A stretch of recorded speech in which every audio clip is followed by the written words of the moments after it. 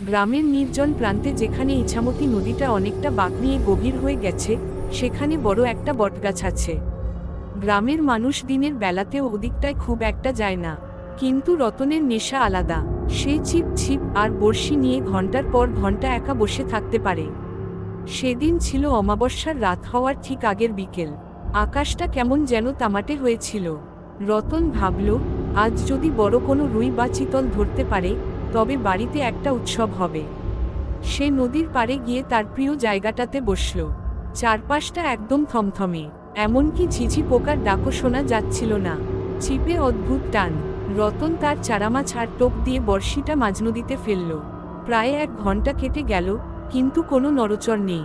ঠিক যখন সে ফিরে আসবে ভাবছে, অমনি ছিপটা ধনুকের মতো বেঁকে গেল। রতন উল্লাসিত হয়ে উঠল, নিশ্চয়ই বড় কোনো শিকার। সে প্রাণপণ শক্তিতে ছিপটা টানতে লাগল।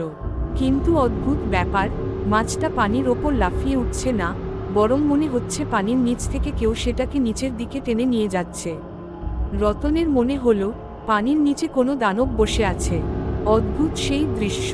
অবশেষে প্রচণ্ড জোরে একটা হেঁচকা টান দিতেই পানি তোলপাড় করে কিছু একটা উঠে এলো। কিন্তু সেটা মাছ নয়, বড়শিতে গেঁথে এসেছে একটা পুরনো দিনের রূপার নুপুর। সেটা দেখতে অনেকটা কালচে হয়ে গেছে। রতন অবাক হয়ে সেটা হাতে নিতেই চারপাশের বাতাস হঠাৎ হিমশীতল হয়ে গেল। হঠাৎ সে খেয়াল করল, নদীর মাঝখানে গোল হয়ে পানি ঘুরছে। সেই ঘূর্ণির ভেতর থেকে ধীরে ধীরে একটা ফ্যাকাশে সাদা মাথা ভেসে উঠল। রতন দেখল, এক কিশোরী মেয়ে পানির ওপর স্থির হয়ে দাঁড়িয়ে আছে। তার চুলগুলো শ্যাওলার মতো লম্বা আর গায়ের চামড়া অনেকটা মাছের আঁশের মতো সাদাটে। সবচেয়ে ভয়ের ব্যাপার হলো, মেয়েটির একটি পা আছে, কিন্তু অন্য পাটি হাঁটুর নিচ থেকে নেই। অশরীরীর আর্তনাদ। মেয়েটি কোনো কথা বলছিল না, কিন্তু রতনের কানের কাছে একটা ভেজা ফিসফিসানি প্রতিধ্বনিত হতে লাগল।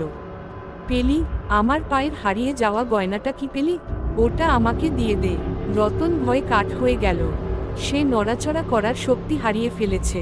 তার মনে হলো তার পা দুটোকে যেন মাটির নিচে টেনে ধরছে। সেই নিচের দিকে তাকিয়ে দেখল, কাদা থেকে এক জোড়া পচে যাওয়া হাত বেরিয়ে তার গোড়ালি চেপে ধরেছে। মেয়েটি এবার পানির ওপর দিয়ে হেঁটে তার দিকে এগিয়ে আসতে লাগল। তার হাঁটার কোনো শব্দ নেই, শুধু পানির ওপর দিয়ে ভেসে আসা। তার চোখ দুটো ছিল একদম সাদা, কোনো মণি নেই। রতন দেখল, মেয়েটির হাতের নখগুলো বর্ষির মতো বাঁকানো। সেই নুপুরের রহস্য। রতন বুঝতে পারল, এই নুপুরটিই ছিল ওই অশরীরী আত্মাটির বন্ধন। সে কাঁপা কাঁপা হাতে নুপুরটি নদীর মাঝখানে ছুঁড়ে মারল। পড়ার সাথে সাথে একটা বিকট চিৎকার শোনা গেল, যেন হাজারটা ডাহুক পাখি একসাথে ডেকে উঠল। মুহূর্তের মধ্যে মেয়েটি উধাও হয়ে গেল। পা থেকে সেই বরফ শীতল হাতের স্পর্শও চলে গেল। রতন সেদিন তার হাতের দামি চিপ আর বড়শি ফেলে রেখেই গ্রামের দিকে দৌড়াতে শুরু করল।